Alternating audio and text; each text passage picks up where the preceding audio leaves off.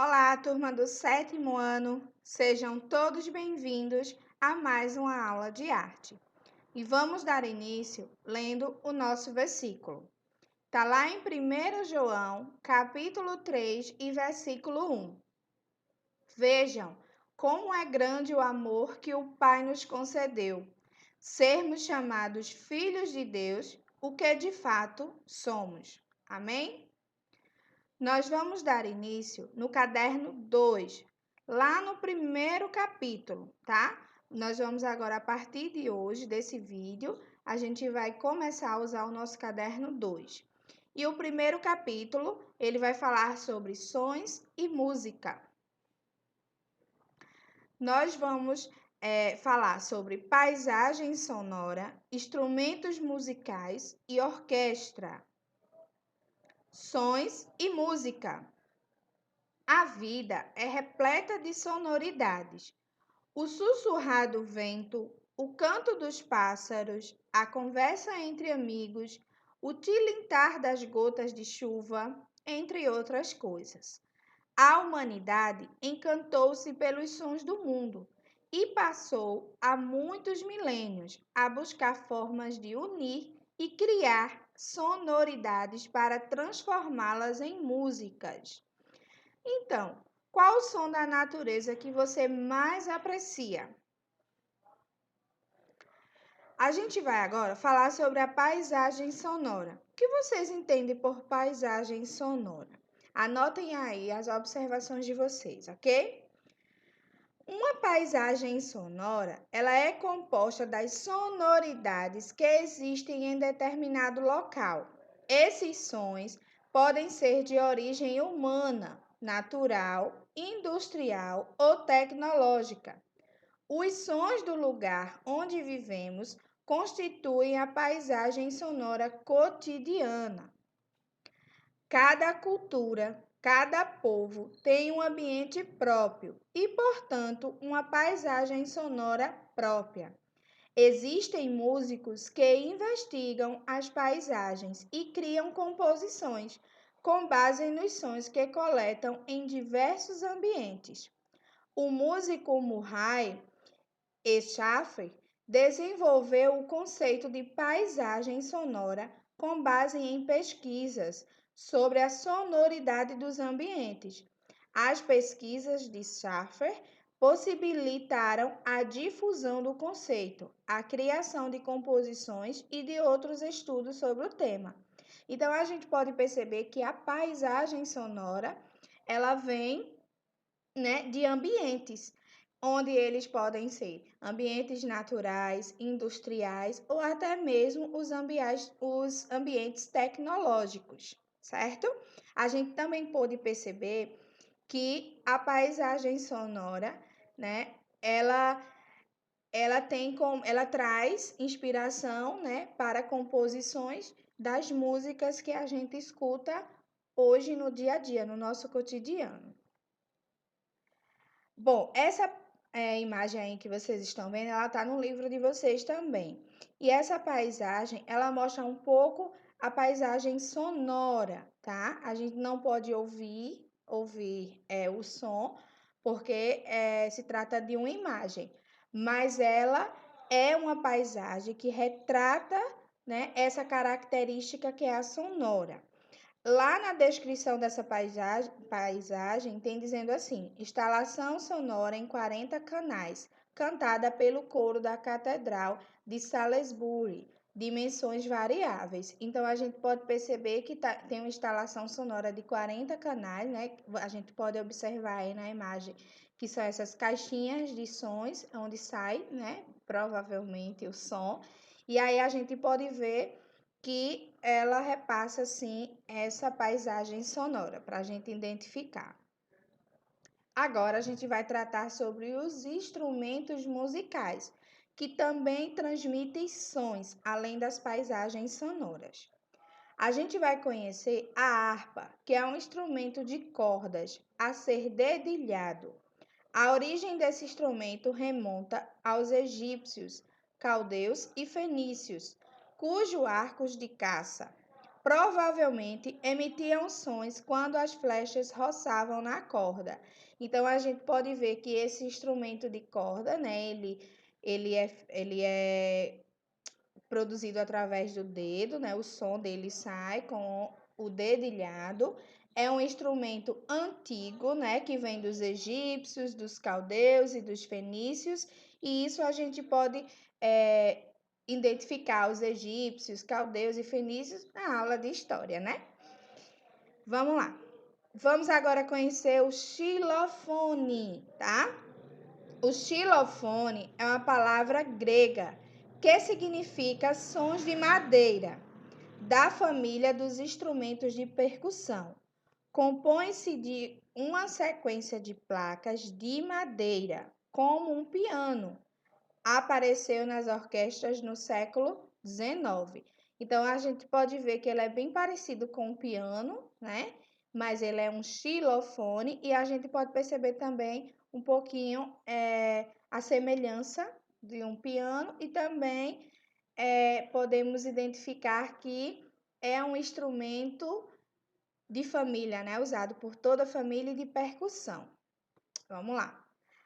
Alaúde é um instrumento de cordas que servia para acompanhar o canto. A princípio, as cordas eram dedilhadas. Mais tarde, o artista passou a executá-lo com um arco, tal como o violino. Então, esse instrumento alaúde, ele começou tocando-se pelos dedos, feito a harpa.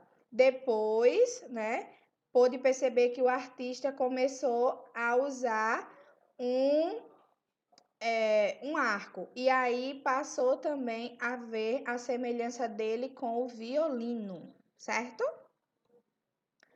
Corneta. A corneta é um instrumento que produz som pela vibração dos lábios do músico. Antigamente, era o nome do instrumento que anunciava que a carruagem do correio estava chegando à cidade. Imita a forma de um chifre, corno animal, e é particularmente usada no jazz, na música clássica e também na execução de toques militares. Então, nesse instrumento, a gente pode perceber que ele só pode ser executado através dos lábios, né, da pessoa, a gente toca com os lábios, e é um instrumento bem antigo, no qual ele tinha uma função. Ele anunciava quando as carruagens dos correios estavam chegando à cidade, e eles anunciavam também de uma forma mais instrumental, né? De uma forma mais rígida. Além disso, é particularmente usada no jazz. Jazz é um ritmo musical, tá? De muito tempo que até hoje também se encontra. Agora vamos para a flauta. É um dos instrumentos mais antigos que se conhece. Classifica-se como instrumento musical de sopro e tecnicamente pertence à família das madeiras. Embora seja também feita em metal, as mais primitivas eram feitas de bambu ou de osso. Então a gente pode perceber que a flauta, né, é um instrumento antigo, é de sopro, também precisa, né, dos lábios do músico para poder emitir o som e eram feitas de bambu e também de osso. A gente encontra também flautas até hoje feitas de bambu e de osso também. O trompete, também conhecido por clarim ou pistão, da família dos metais, então aquele era da família da madeira, o trompete já é dos metais. É um dos mais agudos. Foram encontrados 2 trompetes da tumba do faraó, rei egípcio, o Tutancâmon, que morreu há mais de 3.000 anos. Então, a gente vê que é um instrumento diferenciado, né? Também antigo, né? Como foi encontrado 2 desses na tumba do faraó, então a gente percebe que é de muito tempo.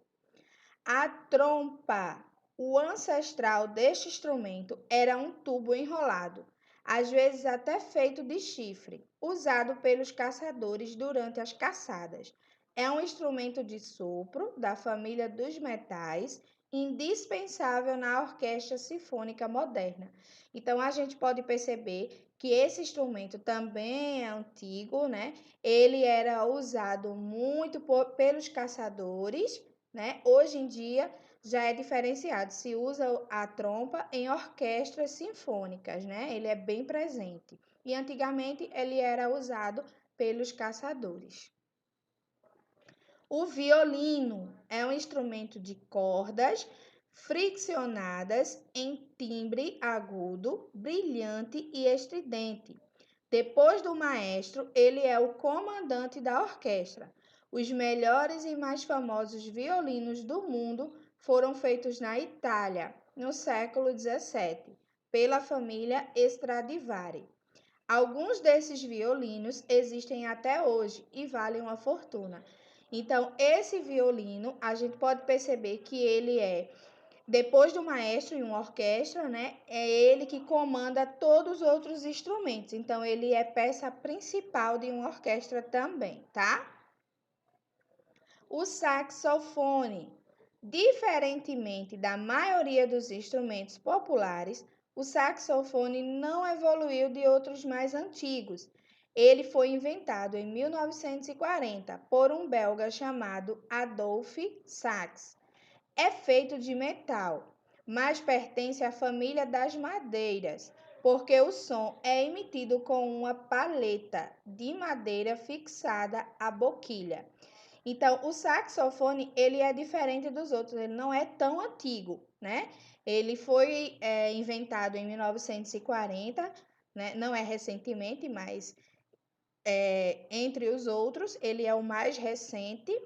Ele, apesar de ser de metal, mas ele pertence aos instrumentos da família de madeiras, tá? Ele também é presente nas orquestras.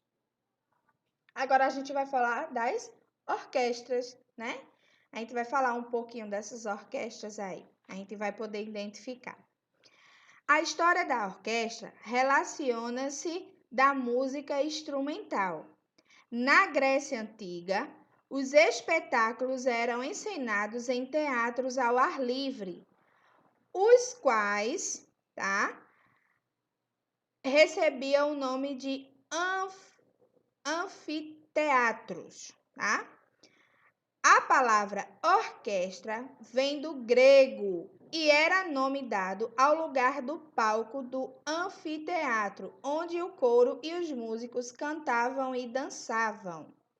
Séculos mais tarde, na Itália, surgiram as óperas, que imitavam as peças gregas, e a palavra orquestra passou a ser o nome tanto do lugar onde ficavam os músicos, quanto dos instrumentos que eles tocavam. Bem interessante, né? Então a gente vê o seguinte: as famílias de instrumentos que compõem uma orquestra e onde alguns deles se localizam.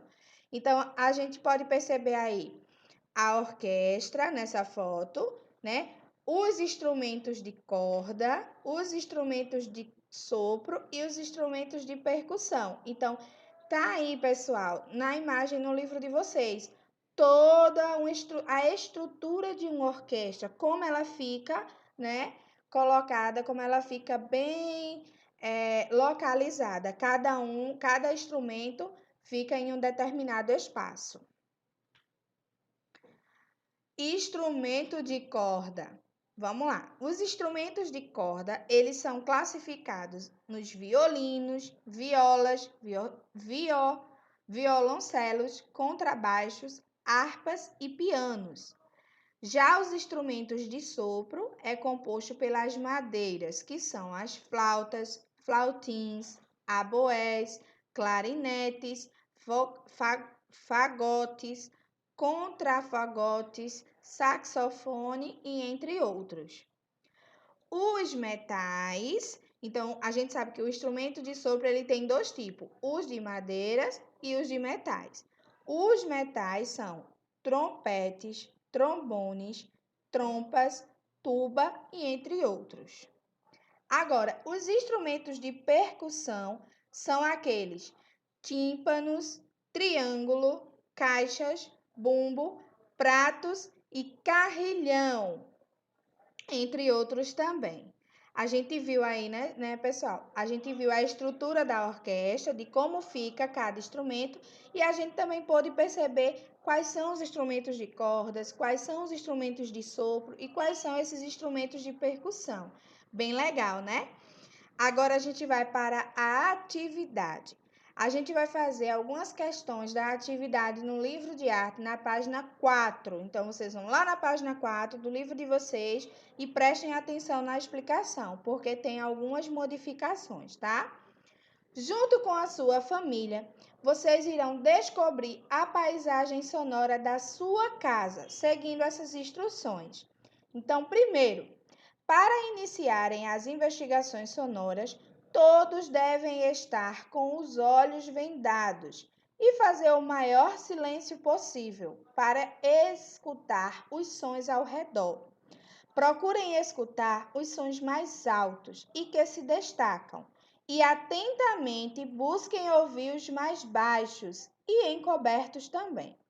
Registrem os sons que você e sua família escutaram e identificaram. Então, nesse primeiro quesito, vocês vão registrar os sons que vocês puderam descobrir observando dentro da casa de vocês. Vocês podem usar todos os cômodos, inclusive a parte de fora e a parte de dentro da casa de vocês. Só não vale sair de casa, tá, gente? Segundo quesito, elaborar um roteiro dos locais que você e sua família fizeram quando foram registrar as investigações sonoras. Então, como assim? Vocês vão registrar todos os cômodos da casa de vocês nos quais vocês passaram para registrar os registros sonoros. Tipo, exemplo, como a gente não está na escola, essa atividade vocês viram que eu adaptei. Porque a gente não está na escola, a gente está em casa. Então, vocês vão fazer junto com a família de vocês. Vocês vão passar por todos os cômodos da casa de vocês, incluindo sala, cozinha, quarto, terraço, quintal, tá? Vão passar por todos e vão registrar cada som que vocês puderam ouvir. Até o abrir de uma janela, até quando fechar a janela, certo? E aí vocês vão, no primeiro quesito, vocês vão registrar quais foram os sons que vocês puderam descobrir.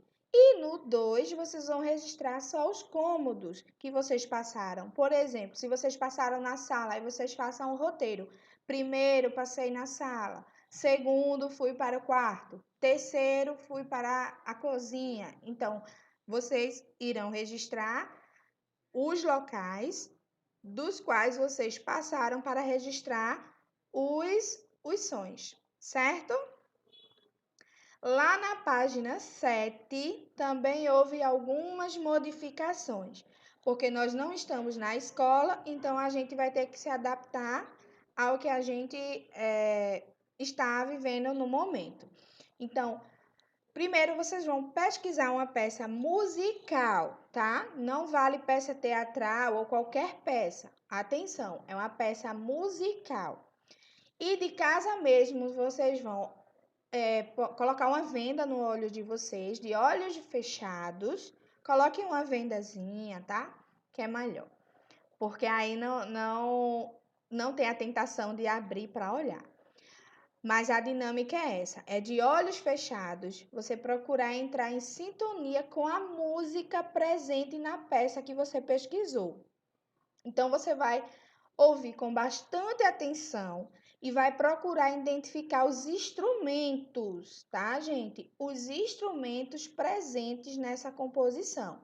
Então, todos os instrumentos que vocês puderem observar, vocês já vão pensando. Não vão escrever porque vão estar de olhos fechados.